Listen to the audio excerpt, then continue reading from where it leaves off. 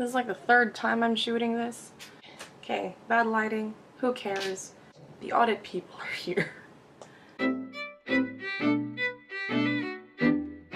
wanted to talk about insecurity because a lot of what I see people around me and on the internet has a lot to do with insecurity. Now, insecurity can come from a lot of things.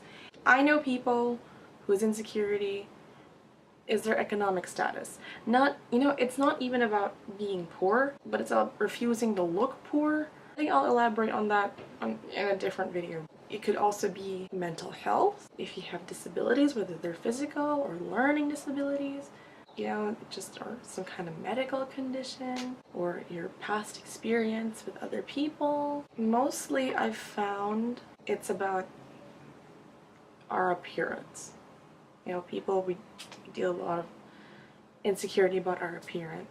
And I think one rule to remember that I forget a lot. But here's a rule. Just because you can see it doesn't mean it's for your consumption or your critique, unless explicitly asked. The thing about appearances and beauty and whatever, look at my eyebrows. Pretty thick, right? I mean, they're alright. When I was younger, they were really thick, and I thought it was the end of the world because, most girls had like thinner brows, had girlier brows, and my parents wouldn't let me touch them.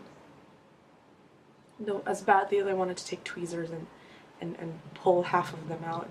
But 10-15 years later, thick brows are the thing.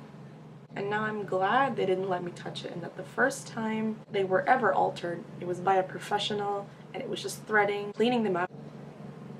You just gotta work with what you got. I'll own that I'm lucky that the trend didn't become having no eyebrows.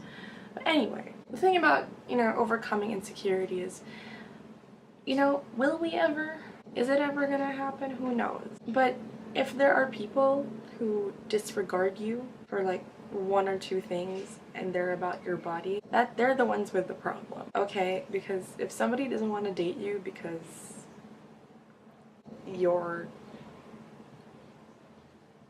arms are a different skin tone from your face, which mine are, then move on to the next one. They clearly have a problem that you need to step away from.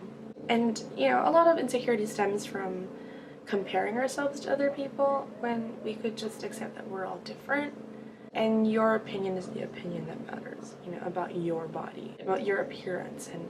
And I say this through gritted teeth because I do see a lot of makeup experts and beauty gurus who clearly have an aesthetic I don't agree with. But just because, that just means, I don't have to subscribe to them. I don't have to follow them on Instagram.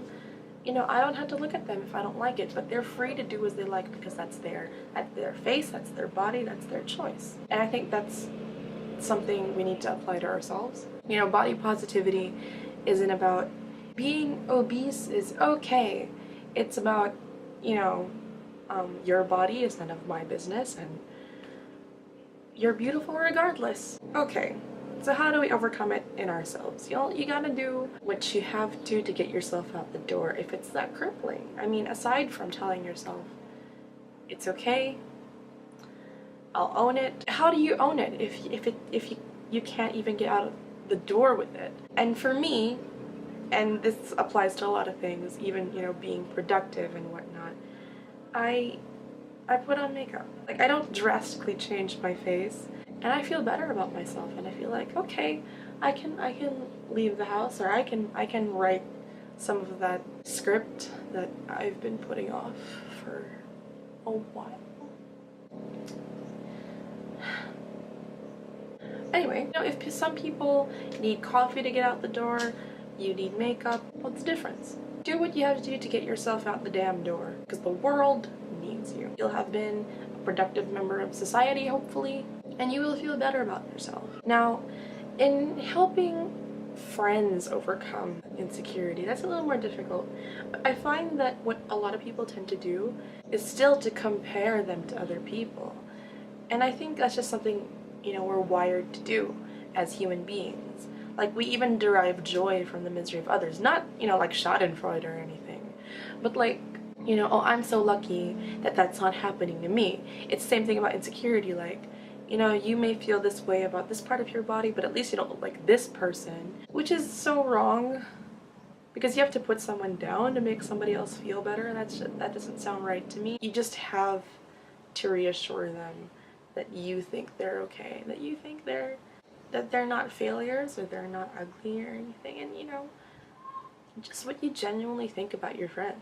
Because when someone's, you know, when someone's really your friend, when somebody's really close to you, you'll have the best opinion of them. Say, for example, your friend's been through a breakup and they think they're gonna be alone forever and they're crying and they're sad. And I do actually have a friend who's, you know, going through that right now, and she knows she's not gonna be alone forever, and she knows she's not ugly. She's so far from ugly. But, you know, it's what you feel, and as the friend, it's gonna be painful for you watching your friend suffer like that, but at the same time, they have to feel whatever it is they're feeling completely before they're able to let it go. So you just don't enable the sadness, but just let your friend know that you're there even if it makes you uncomfortable. Non-verbatim, obviously. I don't really know where I was going with any of this, but you know, I wanted to talk about it. Anyway, if any of the 6 of you have any other tips on overcoming insecurity, whether to do with appearance or a medical condition or what have you, or you know, suggestions on how to help a friend who's very insecure, you know, comment down below. Let me know. If you liked it, then like it. If you want to see more, you can subscribe. That's weird. And I'm generic.